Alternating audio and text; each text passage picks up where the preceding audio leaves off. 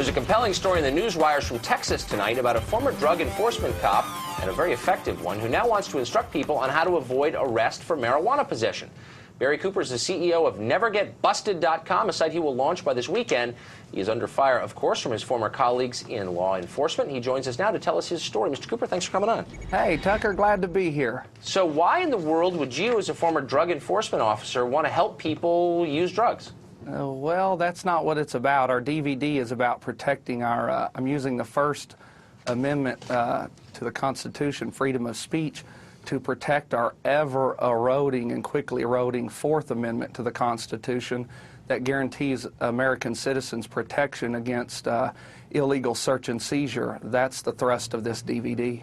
Okay, but the effect, and I support you in both those efforts, of course, but the net effect of it, one presumes, would be to help people use illegal drugs, and they are, again, illegal, at least right now, and so you are essentially acting directly against what you've spent your life up to this point attempting to achieve.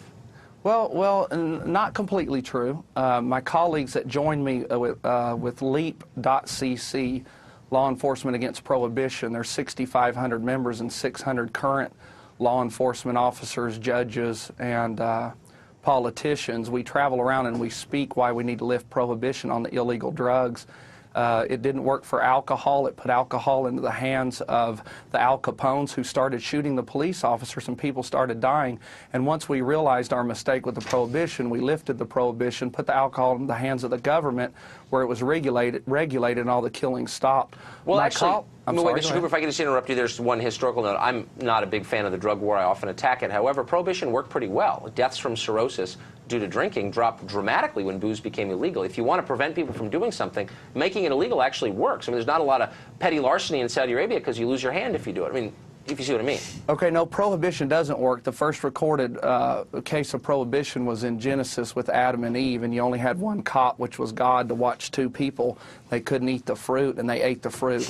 It didn't work with alcohol. Again, people died in that, and once we turned that alcohol over to our government to regulate it, that lifted a lot of unnecessary deaths, and I'm trying to do that for my former colleagues, these law enforcement officers that are dying every day, and it's just not working. We have more people in jail than ever before for narcotics, yet even the DEA will admit we have more narcotics on the street than ever before, so why keep killing each other over it? Right. Do you smoke pot?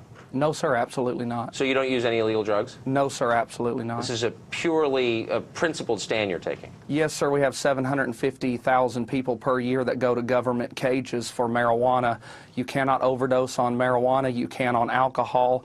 When I arrested people, I would much rather arrest 500 marijuana smokers than one alcoholic, because the marijuana smoker never fought me. He was very polite. He was very nice. I believe that. The alcoholic would defecate in back of my patrol car, throw up, and by the way, people die of alcohol poisoning every day. Yeah. We need to quit destroying families and putting them in our cages and make room for the child molesters and people of that nature. By the way, in my state of Texas, if you're busted with one joint, you lose your right to drive for an entire year. You lose your driver's license, yet you can rape a baby or molest a child or rape a woman, and you don't lose that right. It just absolutely doesn't make sense. No, it's unfair. It's a gross injustice. I'm with you to that extent, that's for sure. Mr. Cooper, thanks for joining us. Oh, absolutely. Hey, I enjoyed it. Thank you. Thanks.